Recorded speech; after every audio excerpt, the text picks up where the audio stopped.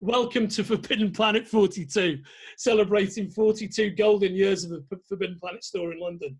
I'm here with an old mate of ours, one of the world's greatest comic book authors, the creator of The Boys, the creator of Preacher, the man who did that epic run on The Punisher, that epic run on Hellblazer, a man whose sphere of influence is only growing for reasons that we're going to talk about in a moment. How are you doing, Garth?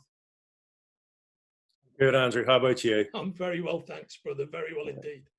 Can you remember when you first got involved with Forbidden Planet, what your first awareness of it was? Well, my first awareness of it would have been seeing ads in the back of 2000 AD when I was a kid. We didn't have comic shops in Northern Ireland until the late 80s. So I would see these ads, and there was somewhere called Forbidden Planet in Denmark Street in London. All we had at the time was, I remember there was a model shop, you know, Airfix kits and stuff, that imported the Titan editions of 2000 AD stuff. And, you know, which to this day really are one of the best ways to read those stories, those fantastic complete editions of the Cursed Earth and what was called Judge Caligula, Nemesis, Rogue Trooper, all of it. But it wasn't until I went over to London, I think in about 83, that I finally got to visit this fabled place, Forbidden Planet. And it really opened me up to a notion of comics in a different way. They first of all, obviously, you have a whole shop devoted to it instead of a newsagent where you just pick up your latest issues, you know, off the bottom shelf. They're selling original artwork, they're selling back issues, they're selling magazines devoted to comics, which I can remember buying a couple of those fanzines. They would have been and seeing interviews with various people who I just knew really as 2000 AD script droids, you know, that kind of thing. So it opened me up to the whole notion of comics as a kind of, well, as a living, as a place where, as an industry, as a place where people could make a living, writers, artists, publishing, all of it, the whole shebang, rather than just being, you know, my weekly 2000 AD, my weekly battle, a few commandos, that kind of thing. So it was Forbidden Planet, I suppose, that introduced me to that idea. And then over the next couple of years, whenever I went to London, I would always drop in and pick up a couple of things. Yeah. Right, and I had a similar experience coming down from Liverpool.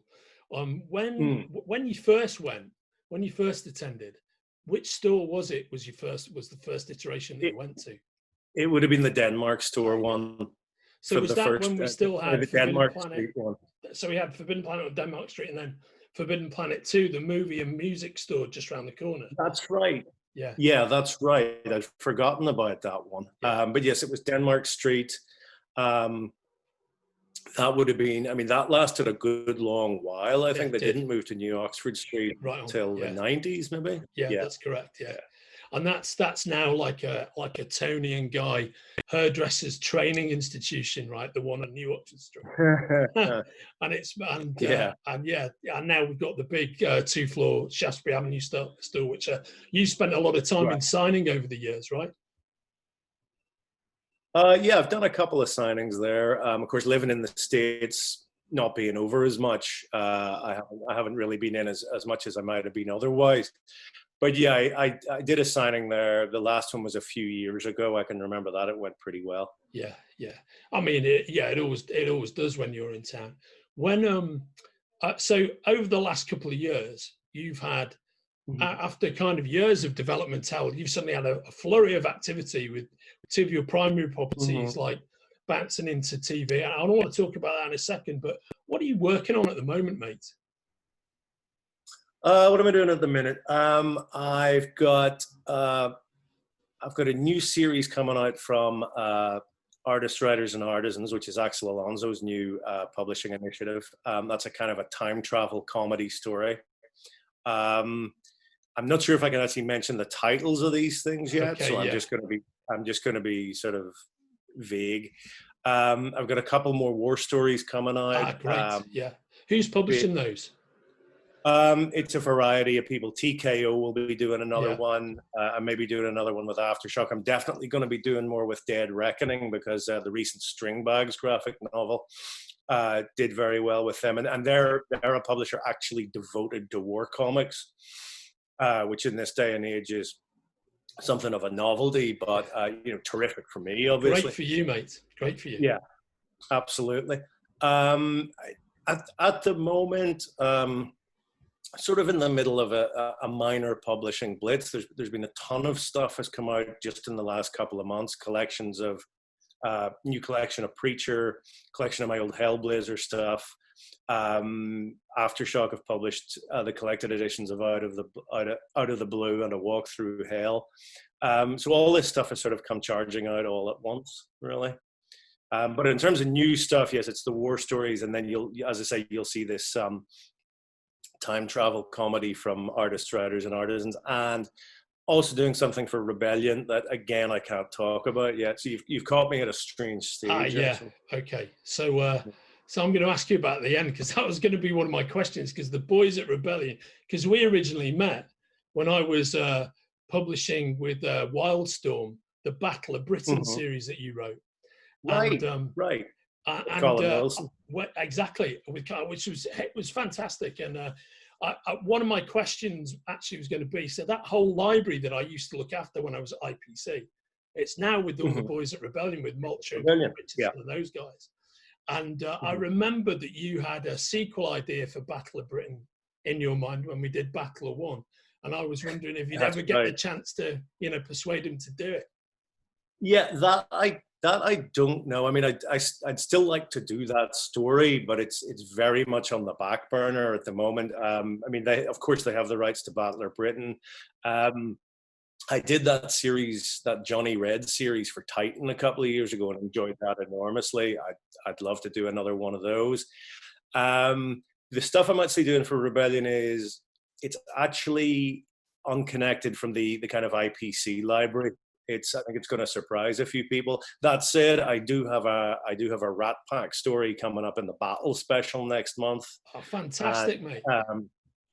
Yeah, Keith Burns has drawn that one, and anyone who picks up the Action special, which I think has been out for a few months, I've got a Hellman story in there with original artist Mike Dory. So that was a real treat. Oh, mate, I had totally missed the fact you'd done that. So I'm going to put that on my I'll get the boys to send that over to me, because I'll read any war book that you do.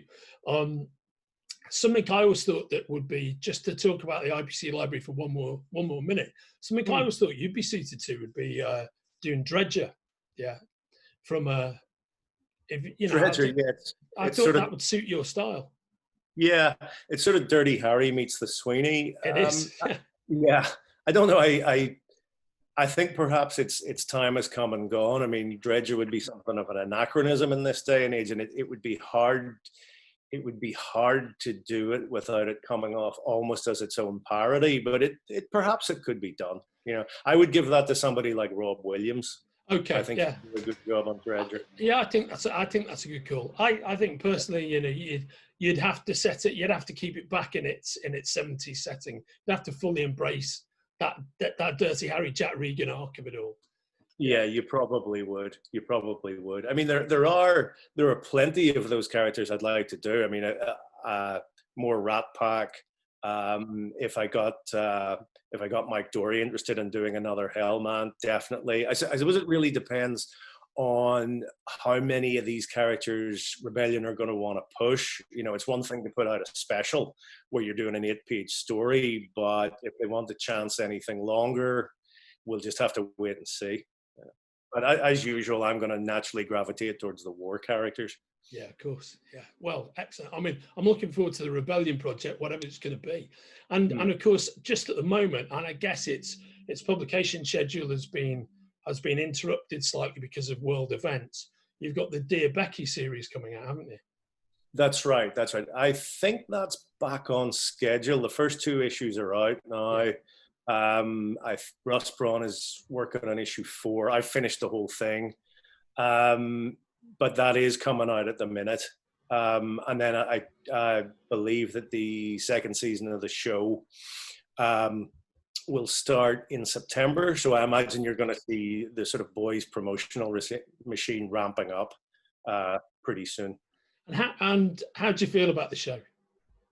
I think it's good stuff. I think that in comparison to Preacher, I think The Boys is so much simpler a concept because you can do it in one line. Superheroes are twats. They need a slap. These are the boys who are going to do it. It's as simple as that. And I think the makers of the show have responded well to that. Preacher was so much more complex. It was almost a case of where on earth do you begin? But with The Boys, as I say, it was just so much easier. Yeah. Oh, yeah, for sure. I remember you describing the difficulty with adapting Preacher some time ago, 10 years or so. And it was exactly just the labyrinthine nature of that universe. What makes it such a great comic makes it very difficult to adapt into any other medium. Well, that's right. I mean, what is it in one line? It can't be done. Yeah. Yeah. And when you look back on the Preacher TV show, how'd you feel about it? I think it was a brave stab. I'd say I thought the cast was great. I thought the direction was great. It looked great. The scripts were up and down. Maybe because they were just constantly trying different angles of attack, you might say. Maybe they just couldn't settle on one. On the other hand, it lasted 4 seasons. That's not bad nowadays. I mean, most things founder around 2 or 3. Yeah, no, it was a good stab. But The Boys has just exploded. I mean, watching something like that happen, that must feel tremendously gratifying, I would imagine. Yeah, I think it's the simplicity of the idea that helps. One thing that's interesting to note is that had the Boys TV show come out when the Boys comic started in 2006, I don't think it would have gone anywhere because the mainstream audience, hadn't been educated at that point to the degree it has now on the notion of shared universes, of superhero universes, of the idea that if Spider-Man's swinging down the street one day, there's a good chance he'll run into Captain America and they'll fight the Hulk together. I mean, that's it in its most simplistic form, or the most simplistic example I can think of. But it's that shared universe idea that people have now been educated to by the movie, by the notion of, the Marvel Cinematic Universe and so on. Yeah. And that, I think, smoothed the path for the Boys TV show enormously. All of a sudden, people get the idea, yes, of course, there's a superhero in every corner.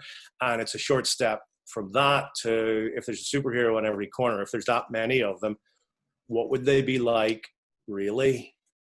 What would people like that really get up to behind closed doors? Because if you look at the kind of superhero figures that appear in the comics or the movies, it's simple. They either decide they're going to save the world or destroy it. There's no in between. Yeah. There's no, hey, I could make this work for me. If you see my point. Absolutely, which is one of the primary human responses to anything. How's it going to work for me, for yours truly? Yeah, which is, it is indeed. It's just not a response you often see in these comics. No, that's right. Yeah, I mean, I think everything you've absolutely said is bang on, and it couldn't really be a better time to adapt The Boys than the time you're getting it. It's a wonderful time to get it done. I honestly thought that education of the general entertainment audience into all the kind of tropes and bizarre rituals of comic book universes, which again, The Boys, you totally deconstructed things like crossovers, right? When you on your original publishing run, to try and explain what crossovers even are to somebody who doesn't read comics is like fucking impossible, because it doesn't really happen in any other kind of entertainment media. It is. It's kind of, it was always in a weird way the bane of comics, and it could well become the bane of cinema. But in terms of getting that mainstream audience used to the notion that we will then exploit with this TV show, it, as you said, couldn't have come at a better time. Yeah, right. And how much interaction have you had with the filmmakers, with the cast? Have you been to the set and all that kind of stuff? I've met the cast, and I've had a good deal of interaction with Eric Kripke, who who's essentially the creator of the show and the showrunner. I have very little to do with the day-to-day production of it, or really the creative direction of it. I think I learned this on Preacher, really. The further down the road they go, the better I am sitting back and letting them get on with it. And thinking very much in terms of the comic's the comic and the show's the show. Otherwise, you can easily get hung up on the minutiae. Yeah, right. I think that's very wise. Yeah, very wise. Also, it's worth noting that I don't particularly want to be in Hollywood, yeah. If you see what I mean. I mean, yes, there are people who do. Not that right now anyone has a choice about where they are at all. But I don't particularly want to have that career, that lifestyle. There are people who do, and they may see comics as a stepping stone to that.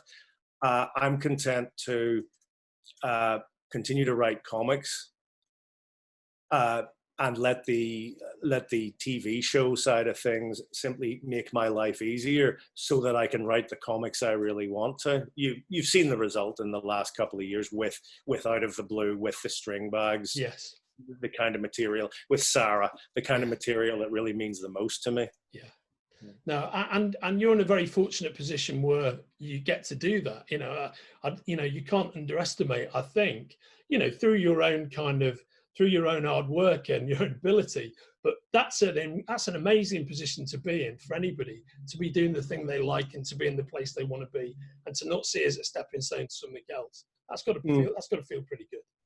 Yeah, it does. I mean, apart from anything else, although I should say, I am interested in exploring other media. I would perhaps enjoy a crack at a novel. Yeah. But for me, that would be a step sideways, rather just into another medium, rather than some sort of career advancement. Yeah. Or something like that. But generally speaking, yes, I'm happy writing comics.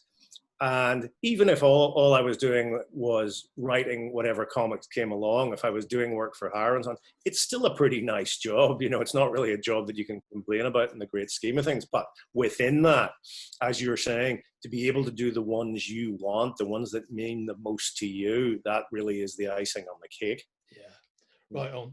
No, I hear, I see that. And I guess part of your, if this was like a Hollywood biography, it was one of those Discovery Channel things, people would be talking about your journey from where you were to where you are now, right? Right. And part of that journey for you, was those early years of yours at DC, with the Demon and with Hellblazer, and that run on Constantine that you've just had collected, that still comes up time and time again in hardcore, fan person circles, in terms of perhaps the perfect iteration of that character. I think there's a widely held belief that, you really understood Constantine in a way that perhaps nobody else really has. There's been lots of great runs, but everybody arcs back to your almost that great con trick of Constantine in that run. Yeah. I mean, I'm glad people like it. I'm certainly fond of it, although I really think it took me a year or so to really kind of get up to speed on that one. It certainly helped when Steve Dillon came aboard as regular artist, because he'd done a couple of fill-ins before that, but it wasn't until he came on board as the regular artist that my scripts really started to show an improvement. And I think it's possibly that latter half of the run that people remember best. I'm fond of it. I do think, though, I do always point to Jamie Delano's work on those first 40 issues, because he took the character that Alan had created, and he really established Hellblazer as a kind of a street level book. He took it largely out of the DC universe with guest stars and brightly colored magical people and so on, and he made it very much a story of late 80s, early 90s London and England at their darkest. And so I would always give Jamie kudos for having established the book, having established its tone and its themes that way. That was extremely important. And, I did always sort of look over my shoulder at that material when I was writing the book. I would love to see a collection of his stuff, just the same as the one of mine that came out. Yeah, I'd like to see that too. I think there's that early episode of his where he covers off like the London nightlife vampires. And if you're living in London in that period of time, you know, in that kind of era, I think there's a real truth to the way he portrayed all of that. It felt kind of real, except it's Constantine and, you know, there's dark magic and everything knocking around at the same time. Yeah. Yeah. It's interesting that what perhaps his best storyline and my own favorite, The Family Man, had no magical elements at all. It's just Constantine hunting a serial killer around the seedier end of London and ending up getting hunted himself. I mean, Jamie pulled off something very special there, I think. Yeah, no, I agree. It's kind of beautiful, actually. Speaking of comic book beauty, so I often in my mind I associate you with two amazing artists who are no longer with us. You know, so Steve Dillon and Carlos Escoura. Could you talk about your relationships with those guys a bit for us? Sure. I mean, Carlos first because it's simpler. Carlos and I got on very well, but we never really met up enough to become close friends. We just had a great creative partnership where each of us trusted the other to get on with it. Carlos said he liked my scripts because they reminded him of John Wagner's, and I based my scripts on John's just for their simplicity and directness. And I think Carlos responded to that. Speaking to him on the phone and the few times we did manage to meet up, it was always a pleasure because he was such an imaginative but positive and very funny guy. And it was good fun listening to him protest about the latest horrors that I'd required him to draw in the script. They would be like, "Oh, Jesus Christ, what are you asking me to draw now?" But he would always draw it and he would always enjoy it. And I enjoyed that wonderful sense of caricature that his art always had, even at its most serious, where you were able to tell each character apart instantly and always. And that doesn't sound like much, but actually in terms of comic book art, it's a hell of a trick to pull off. It really is, to have 4 or 5 similar looking people who you can immediately identify. That is a wonderful thing. And then of course there's just the sheer larger than life grotesquerie that Carlos brought to his work, that born of that classic 2000 AD period where everything was larger than life, everything was fantastic. I always think of Carlos in the same sort of mental breath as Massimo Ballardinelli. Yes, absolutely. I get that. Yeah, two artists, particularly with all the early Dan Durst stuff, the grotesquerie of it. Yeah, exactly. 2 artists who there was no one else like. 2 artists you could mistake for no one else. But Carlos, obviously I sadly never got a chance to work with Ballardinelli, but to work with Carlos, whose art I'd seen on so many classic stories from my childhood in Battle in 2000 AD, that was a real treat. And I loved the stuff that we did together. Steve, on the other hand, of course, Steve and I were good mates. We knew each other well for, about 20, 25 years. We got to know each other before we worked together. He was living in Dublin at the time in the early 90s. I was still living in Belfast, and we'd meet up fairly regularly. I can remember, I've talked about this before, but I can remember sitting up with him one night in the summer of 1990, killing off a bottle of whiskey and talking about what we wanted to do in comics, what we saw their potential as being. And for the life of me, I can't tell you what we said, but I know that by the end of it, I can't tell you the details, I just can't remember. But I know that by the end of it, each of us thought the other was the one to work with, the guy. And we did a few stories together, but it wasn't until, as I say, that second half of the run on Hellblazer that we established that partnership, that we clicked. Yeah. And of course, that led to Preacher, that led to Punisher. The rest is history. Yeah. As to the way we work together, it's funny. I tell people this, and sometimes they find it hard to believe it. The way I worked with Steve was just an exaggerated version of the way I like to work with everyone. I said Carlos and I trusted each other to get on with it. Well, with Steve, it was like that times 10. We almost never talked about work. When we met up, we'd talk about almost anything else. But occasionally he would say, you know, when do you think you'll have whatever ready? And so you're going to be at this all next year. Yep, I'm sticking with it, you know. Beyond that, very few times did the subject actually come up. I can remember once, just because he'd idly wondered what was going to happen to Star in Preacher at a particular time, and I described the scene without telling him what was happening. I described the scene as if I was writing it, where Star comes hopping out of the desert on one leg, and I can remember Steve almost falling off his chair laughing at that. So that's good, you know, obviously the desired effect.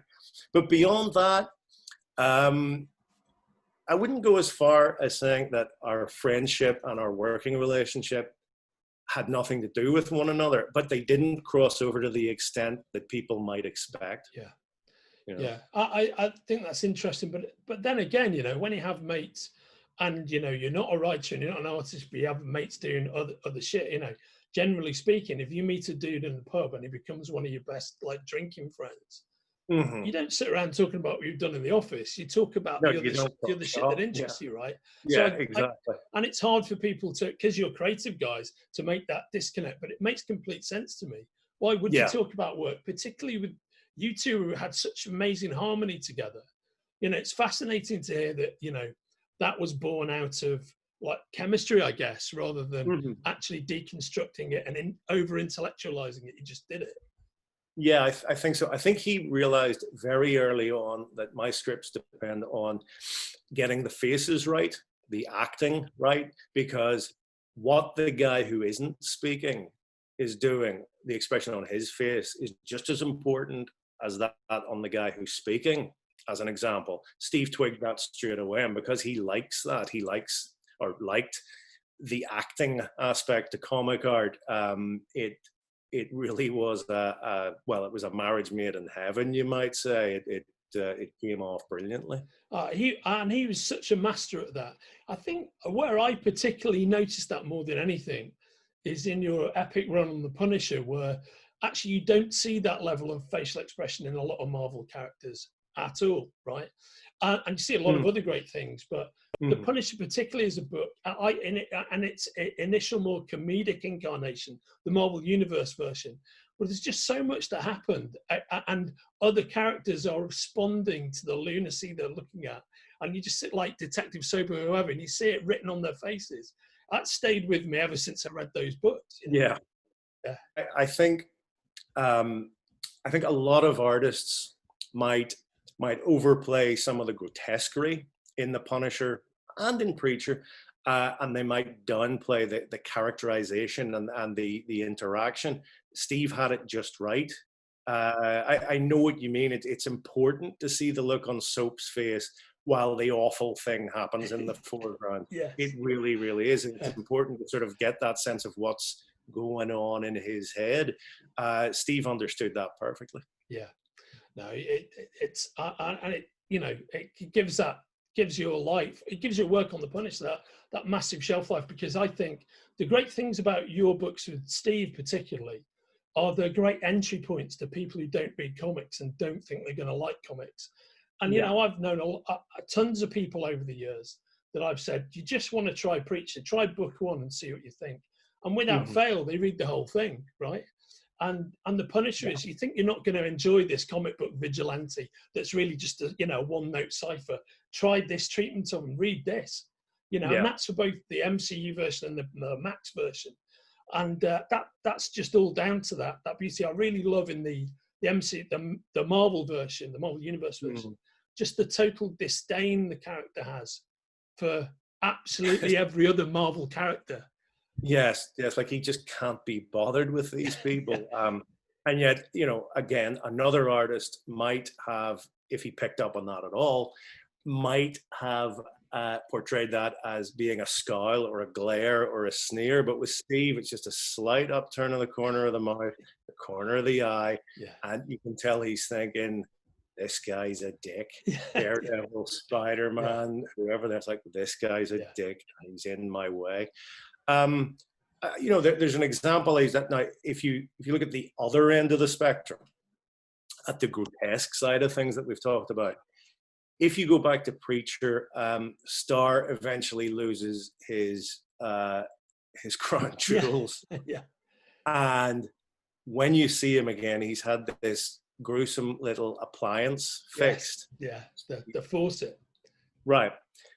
Now that's Steve drew what I asked him to draw. Any other artist, I think, would have completely overplayed that. They would have drawn wires and veins and scar tissue. Some of them might have actually stuck wiring and stuff down onto the art itself, and they would have lost it.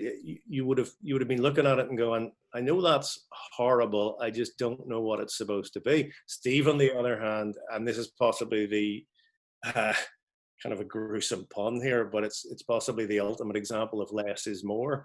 I'll just draw a scar and I'll have a little tap that you'd see on top of a beer tap. And he flips it up and down, and that's it, and that's all that's required. And that's far more disturbing than any kind of over-the-top horror that another artist might have brought to that scene. So that's it, you know, like at one end of things, he could handle the fantastic. At the other, he could handle the really down-to-earth characterization, facial storytelling. I think it's a real facet of your work and your work together with him is how casual the gruesome becomes. It's that casual gruesomeness that's in your way. It's not the big hoopla day glow, oh my God, you know, Cthulhu monster exploding shit. It's just the small details, like a guy getting his face nailed upside down, you know, whatever. And those things come out in your work so often.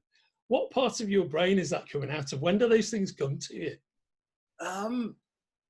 Gosh, you know, they just occur. I mean, if I'll make a distinction here. On the one hand, you have the crazy stuff that happens in a book like Preacher or Hitman, and on the other hand, you have the kind of real world horror that appears in some of my war books, where I write about. I portray things that have actually happened.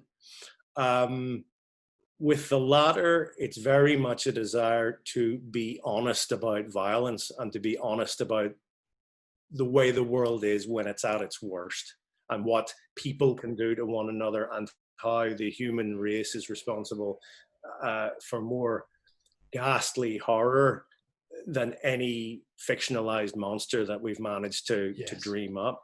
Now, on the other hand, if you're talking about the former kind of violence and its portrayal in Preacher and in Hitman and in that first Punisher run, then I think it's just a sort of, it's almost a kind of idle whimsy. It's a kind of, where do we go next? And I can remember, you know, sometimes I do remember the exact moment when I dreamed something up. Other times it's lost to me. But I do specifically remember sitting there thinking up the bit where little Jesse, as a boy, receives his punishment for transgression. And I can remember thinking, for no reason whatsoever, shall we put him in the coffin? Let's put the kid in the coffin. Let's do that, and let's see where that goes. That's an example of it just coming to me, I suppose. And another one in Hitman, when they visit the aquarium and the animals have all been turned into zombies. That came from me visiting SeaWorld or wherever it is in San Diego, and suddenly thinking, I wonder what would happen if they were all zombies. It just comes to you. But it is two separate places: real world horror and what we've referred to as the grotesquerie. I mean, and the thing is, actually, SeaWorld in San Diego, when you watch whatever is it, what's that film called? It's about the killer. It's about the killer, the psychopathic killer shark, Oh man, I'm not making any sense. So the psychopathic killer whale. What is it called? Blackwater or something like that. Oh, Blackfish. Yes. Blackfish. Yeah, Blackfish. And it really is quite a dark, unpleasant. And those animals aren't far away from being zombies. You know, it's really close to it. I found it quite a dark place. Yeah, whatever they are. I mean, they're bloody lethal. Yeah. You catch them at the wrong moment. I think in the documentary, the woman talks about how she accidentally got to see her boyfriend's body. She just walked through the wrong door, and there he was on the slab, and she said he looked like he'd exploded from inside because this bloody thing had got at him. So yes, they're just waiting there, ready to do you all kinds of damage, but not as zombies. Yeah, no, true. To flip back to your relationship with Carlos for a second. There's a particular arc in Preacher that I loved his contribution to, but really actually wish he'd done the whole thing, which is the Saint of Killers origin. Right. And he does book 3, right, which is the Descent into Hell, which is fucking awesome. That issue is fantastic, and that the imagery. And hope this is a spoiler if for somehow you've not read the book and you're watching this. It's when the saint gets 2/3 of his body whipped off him, and essentially he's just hanging there as his torso, having had all the skin flayed away. And I thought that was such a memorable image, and his portrayal of the saint was so good. I kind of wish he'd done the other 3 books as well. You can argue it one way or the other. I mean, it came about because Steve Pugh, who was supposed to draw the whole thing, who's a great artist. Terrific artist, ran into difficulties, and we had to get someone in there. I think while the notion of 4 issues by Carlos is a nice one, and I'm sure he'd have handled a Western just as well as he did the episode set in hell. I do like Steve's work on the rest of the book. I really do. And also, I think it's an interesting tonal change to go from the Wild West to hell, switch artists, and then switch artists back again as we return to the Wild West, and the saint brings hell with him. So I think in the end it worked out well. Yeah, it worked out. I don't disagree. And I kind of wish I could have everything and see it through the Carlos filter. Sure. Yeah, if only that were possible. I thought Steve, by the way, he draws the saint for me in a way that he wasn't drawn by either Steve or by Carlos. And for me, his version of the saint has a very kind of Joe Don Baker kind of Shadow of Chikara quality to him. Beautiful. That look on his. I don't know. There's something about the kind of venality to him that Steve gives him, the brutishness that's not there in the other portrayals. Yeah, there's a tremendous weight to him as if he is weighed down by what he's carrying around with him. He's this great mass of darkness and shadow, and he seems to move so slowly, and then he just explodes into action. I thought Steve Pugh caught that very well indeed. Yeah. And thinking about Carlos stuff, again, this is that sudden change in tone as we move to the episode set in hell. It was a nice kind of throwback to Carlos art on the Strontium Dog story, Journey into Hell. Yes, from way back in the day, when all of a sudden Johnny Alpha finds himself making his way across this ghastly inferno, one sort of horrific test after another, and I recognized some of the imagery from that in Preacher, and I thought that was a nice little link. And of course, Strontium Dogs, definitely for me, that was really my first exposure to Carlos's aptitude for grotesquerie. That was the perfect playing field for all of that, I thought. And the first time I really got that sense from him. Yeah, I mean, his work on Dread was great. But there you have Mega City 1, and crazy as it can be, it's populated largely by people, whereas Strontium Dog, it's alien landscapes, alien towns, alien beings, mutants. He could really let his imagination run wild. Yeah, no, he's phenomenal. Finally, on Carlos, one of my favorite books he did with him, speaking of his ability with caricature, where I thought he personally had caricature dialed up to the max in this book, was Adventures in the Rifle Brigade. Yeah. Right. And I remember going back in the day, you saying that you had a third installment of that good to go. Now that Carlos no longer with us, do you think it's completely impossible that we're going to see that? Yeah, I think so. I mean, it wasn't exactly good to go. It was just a couple of ideas kicking around, which, maybe I'll use somewhere else. But I'm happy to let the Rifle Brigade rest. As you say, he did dial the caricature up to, well, as far as it could go, really. But it's interesting when you see those characters. They are kind of his old Rat Pack characters one step beyond. There's the huge thug, the knife man, the little worm, the weirdo, the clean cut hero, and yet all of them are those things times 1,000. And I knew he would do that when I described the characters, and he didn't disappoint. They've got such a bizarre edge and a kind of this almost kaleidoscopic energy to them. It's the glints in their eyes. It's the way Cobra Darcy's face looks. When he's thinking. And he's the handsome hero, right? But everybody looks batshit crazy in that book. Yeah, they do. I mean, if you look at the Piper, wandering around the place with his bagpipes made of human skin, and then you have Hank the Yank. You have the giant. Is it Sergeant Crumb? Yeah, that's it. I think his name is. The A-up character, got it. Yeah, and of course the supporting cast as well, like the sort of noble German hero contrasted with the wormy little Gestapo guy. I mean, the more I think about it, the more I realize that almost any other artist would have been lost with that. Undoubtedly, yeah. That is a book that really, really needed him. And is fantastic for all the reasons you examine. So mate, we're rocking into the end of our talk. I just wanted to ask you a few more things, which would be we've kind of comprehensively answered the question of like who your favorite artists that you've worked with are. Is there anybody outside of those guys and outside of Pew that you look back and think, man, I had a great time working with them?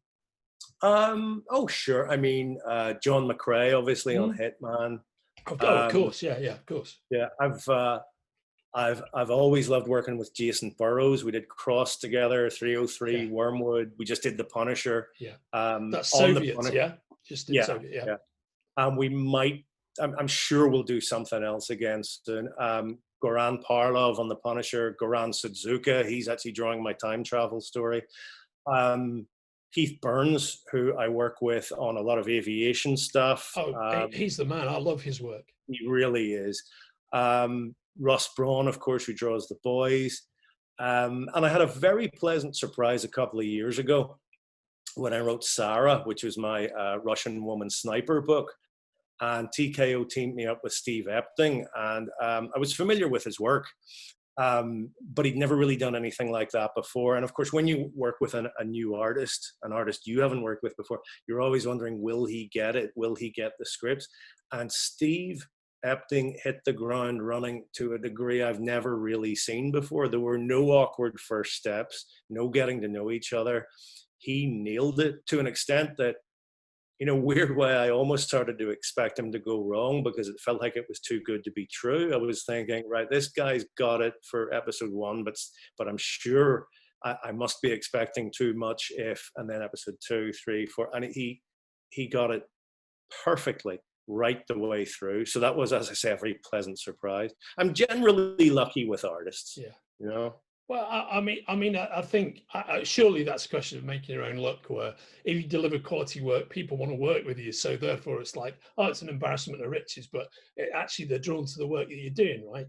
So, Well, I think there's definitely an element of that. And of course, I go back to the guys I like. Like I'm just talking to PJ Holden about doing a story. He did a wonderful job on the string bags. He's one of those guys that's sort of been in the trenches for years, and I love his art. It's so good-natured that he kind of gets the audience on the side of the characters from the get-go. Most of my work is done. He's wonderful for that, PJ, and of course a terrific war artist as well. Oh man, yeah, that was a great book. And to flip back to Epting, I think what Epting's got kind of previous form on is working with a great author within the Marvel universe, but that author not being an adherent to the Marvel universe. And it's the books he's done with Ed Brubaker, which is to me are amazing because they're Captain America books, you know, and there's so much about that character and about that pantheon of Captain America characters you can get wrong. But what they actually did together, I think, is really, they really did something else with it, you know. And you know, I think it's great the way your book with him turned out, and I think he's kind of underappreciated in a way, you know. I mean, I think everybody picks up the books he does, you know, love them, but I'd love to see him do more. I'd love to see him do more with you. I'd happily work with him again. I mean, let's hope we can make that work. And finally, mate, which other authors are you enjoying at the moment, or have you enjoyed over the years? Which other comic book writers are you into? I'll always go back to Alan Moore. Of course, yeah. Whatever he's got coming out. Brian Vaughan. Yeah, I love his work. He's great. Yeah, he's great. And the other two guys I do check in with from time to time would be Rob Williams and Cy Spurrier. You know, all these guys are my friends, so that helps. I'm slightly biased, but it helps that they do great work. Rob and I both share a passion for war stories, and I think you're going to see some of those from him in the next few years. And I'm looking forward to those very much. Fantastic. I mean, war stories are a big thing for me.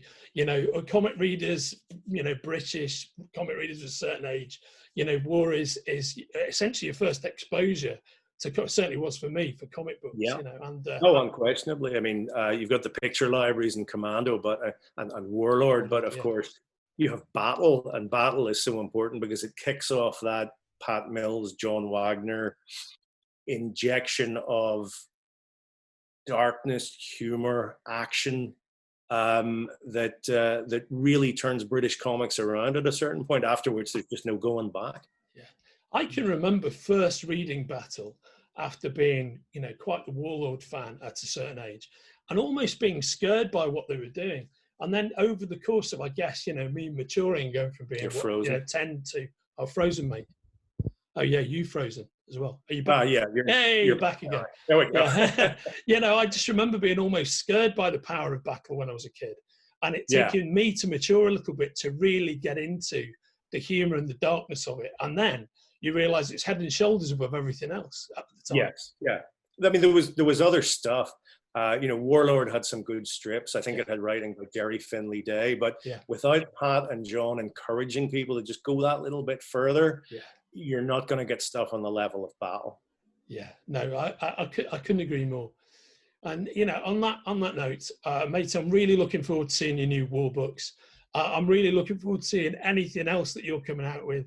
And you must be really excited for The Boys Season 2, which everyone, irrespective of whether a Forbidden Planet customer, a comic book lover, a Marvel Universe lover, or just a regular viewer of Amazon, Netflix, whatever, everyone is excited about that show.